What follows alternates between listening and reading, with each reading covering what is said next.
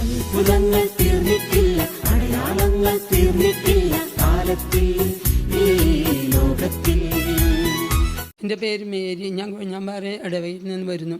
ഞാൻ ഡിസംബർ 5-ാം തീയതി ഇവിടെ വന്നു പോയതാണ്. എല്ലാ ആഴ്ചയിലും വരണതാണ്.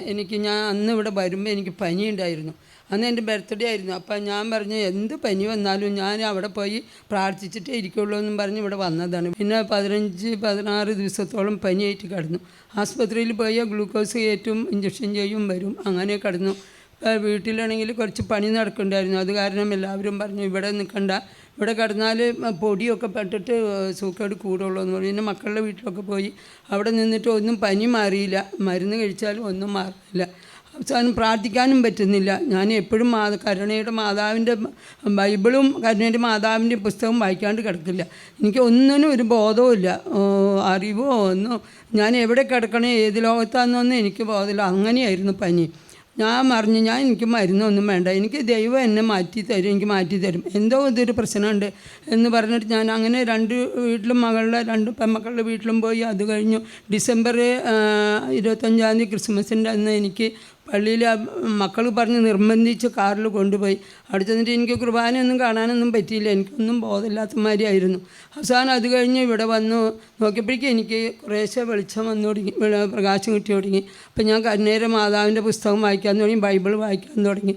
കുറേ പനിയുണ്ട്, ചുമയാണെങ്കിൽ ഭയങ്കര ചുമ.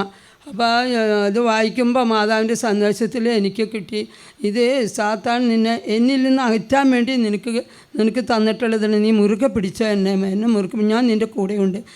ആ ധൈര്യത്തിൽ ഞാൻ അങ്ങനെ ഇരുന്നു. ഇവിടെ വരണമെന്ന് എനിക്ക് ആശയുണ്ട്. എന്നെ വീട് വിട്ട് പുറത്തേക്ക് എനിക്ക് നടക്കാൻ പറ്റില്ല, തനിയെ നടക്കാൻ പറ്റില്ല. നടക്കണമെങ്കിൽ വടി വേണം, ഇല്ലെങ്കിൽ ആൾ പിടിക്കണം. അത്രയ്ക്ക് എനിക്ക് തണ്ടലിൽ നിന്ന് തൊട്ട് വലത്തെ കാല് ഒരു അടി പോലും വയ്ക്കാൻ പറ്റില്ല.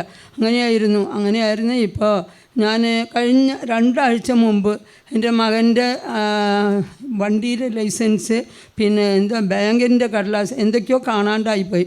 അപ്പം ഞാൻ പറഞ്ഞു ഇതൊക്കെ നിങ്ങൾക്ക് കിട്ടും, എനിക്ക് മാറാനത്തെ പോയി പ്രാർത്ഥിച്ച് അതിന് സാക്ഷ്യം പറഞ്ഞ് എൻ്റെയും മാറും, നിനക്ക് ഇതൊക്കെ കിട്ടുമെന്ന് പറഞ്ഞു. അവരാരും വന്നില്ല. അപ്പം ഞാൻ മാതാവിനോട് ഈശോയോടും പറഞ്ഞു എനിക്കിവിടെ പോകണം, എനിക്ക് മാറ്റിത്തരണം, എൻ്റെ രോഗങ്ങളൊക്കെ മാറ്റിത്തരണം എന്ന് പറഞ്ഞ് പ്രാർത്ഥിച്ചു. ഇപ്പം അതിൽ പിന്നെ കുറേശ്ശെ പള്ളിയിൽ പോകാൻ തുടങ്ങി, ഓട്ടോയിൽ പോവും. അങ്ങനെ ഇപ്പോൾ എനിക്ക് ബസ്സിൽ കയറി പള്ളിയിൽ വരാനുള്ള കൃപ നൽകി, ഇവിടെ വരാനും എനിക്ക് കൃപ നൽകി.